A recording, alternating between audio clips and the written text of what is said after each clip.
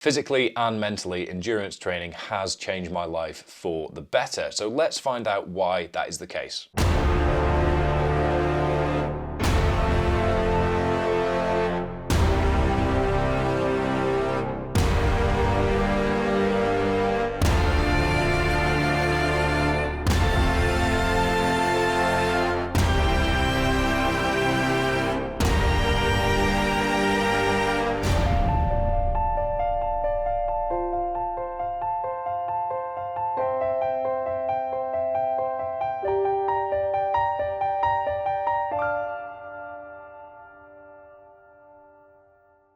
Hello everyone and welcome to another video and some bad news unfortunately, as I am sick as a dog, and not the bulldogs that you see riding skateboards in California, but rather fairly under the weather. So this week's filming plans have kind of gone out the window, if I'm honest, and we're filming this on the Friday before the Sunday the video is meant to come out. So I don't have high hopes. So what we're going to do is we are going to explore how endurance training has changed my life, but we're going to do it through the lens of a question I was asked by Dr. Youssef Smith on the Modern Mind podcast in an episode recently. So there's 3 reasons here why endurance training has changed my life, a few things that you can take away and consider. Whether you agree, whether you don't agree, let me know in the comments down below. And I just want this to be a bit of a demonstration of why endurance training has been so powerful for me, in the form of a podcast clip. So if you are not yet engaged with the podcast, it is called The Modern Mind. Instagram is The Modern Mind UK, and the top link in the description down below is the YouTube channel, as well as it being available on all major podcast platforms. So without any further ado, I'm going to encourage you to engage with all of the things in the description down below, because there isn't much opportunity for product placement throughout this video, but please do enjoy 9 minutes of my conversation with Dr. Youssef Smith. I've got one more question off the back of that, if it's not going to derail you. No, crack on, please. Which, this is a selfish curiosity, that endurance sports particularly need a real tolerance for discomfort, or I'd say even like an enjoyment of discomfort. Very different to, so the only thing, I guess where our training overlaps is, I've done a bit of powerlifting, I've done some gymnastics. It's fun, it's short bursts, there's no long-term discomfort, like doing a set of 5, it's hard for about 30 seconds and then it's over. But the idea of like just being plowed for 8 hours on a bike is horrendous. Yet at the same time, that willingness to lean into uncomfortable things, I think, is the keystone habit of success in any domain. And I'd love to know, like, is that something that, do you enjoy it? Have you had to lean into it actively? Where does that come from for you? So there's almost 3 elements to this that I'll cover point by point. Number 1 is a pride thing, where I sort of reflect on the negative downturn I had in my mental health 2014 to 2016 and the total tailspin I was in, with discomfort being the dark cloud above my head.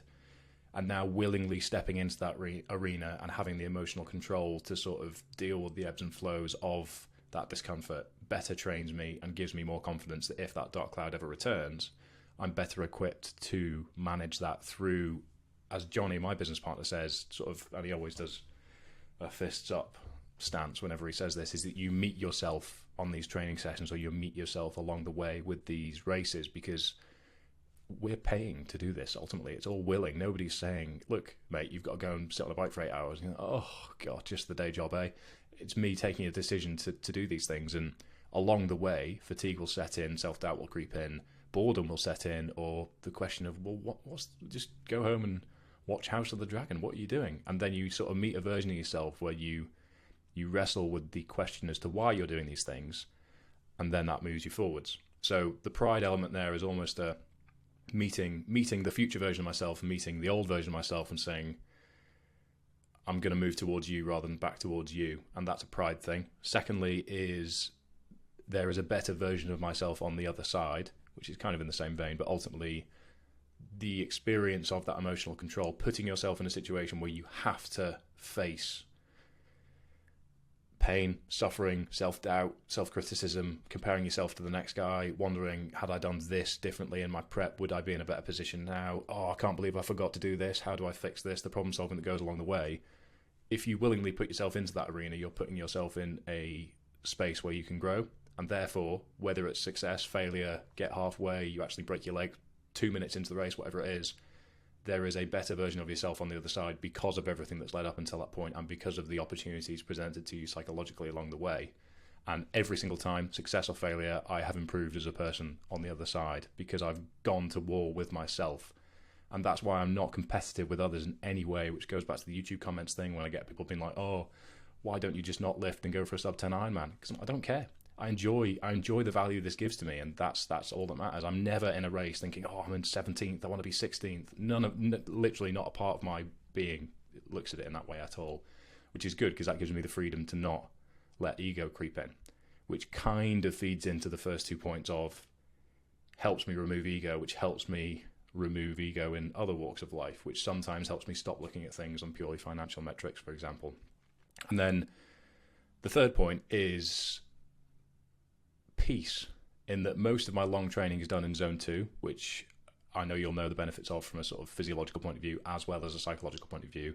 But the way I view it is you hit this middle ground psychologically where the basic motor pattern that you are repeating is demanding enough for the intensity of your thoughts to be dialed down, which means that you find yourself in this almost purgatory thought section where you can only think about things that you often don't consider because the intensity of the thoughts when you're not having to manage a motor pattern simultaneously, they dominate. Or when you're trying to be hyper reflective and really distill things down, you go into detail that doesn't allow you to view the simplicity of the middle layer. So I find the motor pattern takes enough of your mental capacity and opens you up to this middle ground of thought, which then means that as time progresses, you can have thoughts that develop during the endurance session, training, event, race, whatever it is. And it sounds silly to say, but I think it is the same mechanism as psychedelics, whereby you put yourself in a position that is separate to yourself on a day-to-day basis for you to allow to look at yourself from above and reflect upon the things that you're doing, the direction you're going in, what's important to you, etc., etc. And then, therefore, when you finish that, the amount of times I've got straight through the door and just opened my Apple Notes and thought, right, yep, good, sick, right, nice, put that in there, book that in for then, look at it in this way. And then, again, better version of myself, pride that I've got through it, and confidence as well, because to sort of tie that all together is it gives me confidence that if I willingly take on hard things, the majority of the time I'll come out the other side having achieved what I set out to do.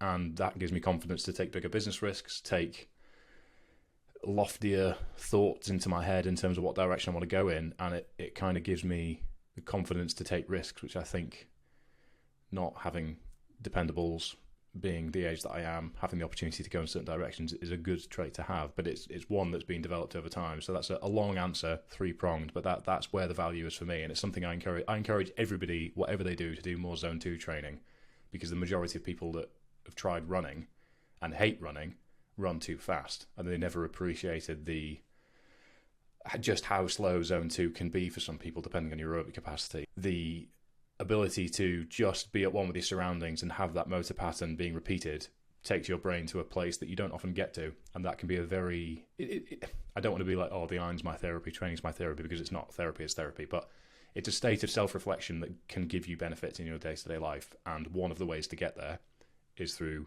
zone 2 training, endurance training. Another way to get there is ice baths. It's a similar mechanism. You're sort of putting yourself into a different state of mind that you can't get into on a day-to-day basis to allow you to reflect on your day-to-day existence. What an incredible answer.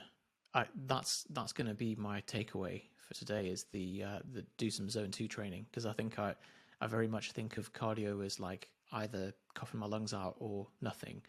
And I wonder whether it's, and your analogy with psychedelics as well, I think makes sense from a neurophysiological perspective too, in that part of the insights that people get from psychedelics is from deactivation of the default mode network. And as you say, it's narrowing the zone of thought, just reducing a bit of the blood flow in the overly critical narrative of self in space, self in time, and allows the unconscious. So it's more of an inhibitory effect rather than a stimulatory effect that produces a lot of the effect of psychedelics, and that matches with what you said. I wonder if it's worth chatting to, I can't remember his name. There's some kind of Buddhist guy who held the world record for a bunch of mad endurance stuff for a while. So it was like longest plank, longest land Oh, rowing. yeah, I know who you mean. It's not a name that springs to mind, as I think it's quite difficult to pronounce, but I know exactly who you mean. The sort of plank where there's a catheter attached to him and everything, and all that level of strange Guinness World Records-ery that goes on. But that goes back to it. Is there's some things that you can There's some things that you can give too much credit on mindset to. There's some things that you don't give enough credit to mindset for. I think you being us as a species, and I think Zone 2 training, endurance training, or the practice of progression within endurance, the endurance sphere, is something that can really refine our mindset over time, and is something that mindset can be very, very powerful for. Whereas mindset isn't going to let you run a 3:30 mile. It's not going to get you to beat Usain Bolt's 100-meter time. But I think sometimes too much credit is given to the power of the mind, and then on the flip side, not enough credit is given to the power of the mind. But I think the lowest hanging fruit for anyone and everyone is exploring endurance opportunities, because you don't know. It's a very black and white way of experiencing discomfort in a way that's on your terms, that's trackable, that's comprehensible within a bigger setting, for you to then actually build that confidence to say, you know what, I am going to make that career change, or I am going to have that difficult conversation with my boss, or I am going to break up with the partner that I've known I haven't wanted to break up with for a year because it's convenient not to do so. And that sounds trite. I don't want to sound like one of those, getting jacked changed my life sort of Facebook ads that you see, but it really can, because it forces you to look at things differently, and it's the reprogramming piece rather than the training in and of itself that I think is very important to understand.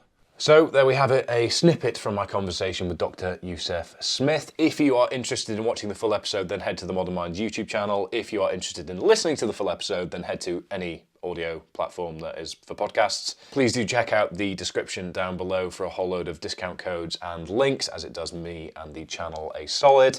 And I look forward to picking things up properly as my training really gets going again as of next week. The plan was for it to get going again this week, but I have been very ill from about Tuesday through to today, Friday. This is the first day I don't sound like I've had my throat sandpapered overnight, and I'm not coughing every 15 seconds, but I am still pretty bunged up and sounding quite nasally, if you haven't already picked up on. But nonetheless, that's today's video. I hope you've enjoyed it. I hope there's some insights for you to take away there. Please drop your comments, thoughts, feelings, and how Zone 2 training has changed your life for the better down below. Or if it hasn't yet, and you weren't how inspired to do so, please let us know down below, as that would be brilliant to know that that is the case. Anyway, I'm going to go and have some more Lemsip, and see you next time.